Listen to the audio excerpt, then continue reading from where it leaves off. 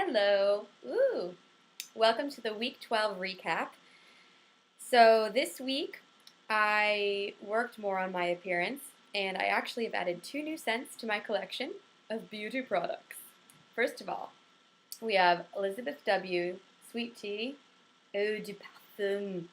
And this was my signature scent when I was like 22, 23. And all my other perfumes from back then have been discontinued. Boo. So I am reclaiming this. I don't love it as much as I used to, but that's okay because I have other stuff that I can wear instead when I'm bored of it. Secondly, I've had a real issue with Tom's of Maine. I find that their deodorant gives me the most horrible stench under my armpits that I've ever had in my life. So I went to the health food store and I consulted the experts there, and they said that this spray, oh man, I can't even begin to pronounce that. Deodorant and body freshener, Vitae, parfum and body care, all natural. Okay, this stuff rocks, and you can even spray it over your clothes, but I do not smell it all.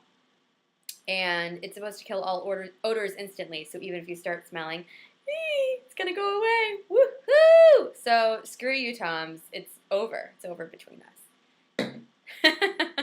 Okay, now on for some other juicy stuff. Sorry, I've rocked the table. I had a date last night, and I didn't get wasted. I promised, actually, my accountability partner in my leadership class that I would be present on this date. And it was pretty frightening to do that. He was sitting across from me as opposed to next to me. My first date back with Grohl was side-by-side situation. And I found that I wanted to put all manner of objects between us. When the waitress came over to take away our menu, I was like, ugh!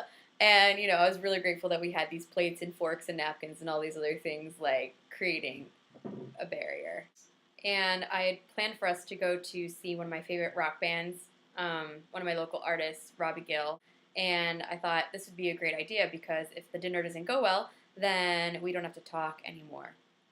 So we went to the show, and he really fell in love with Robbie Gill. And I felt that there wasn't a connection for anything romantic. So I hugged him goodbye, and he said he'd call me today, and I'm going to tell him that today if he asks. But I noticed myself getting nervous when he paid for dinner because I thought, oh, I owe him.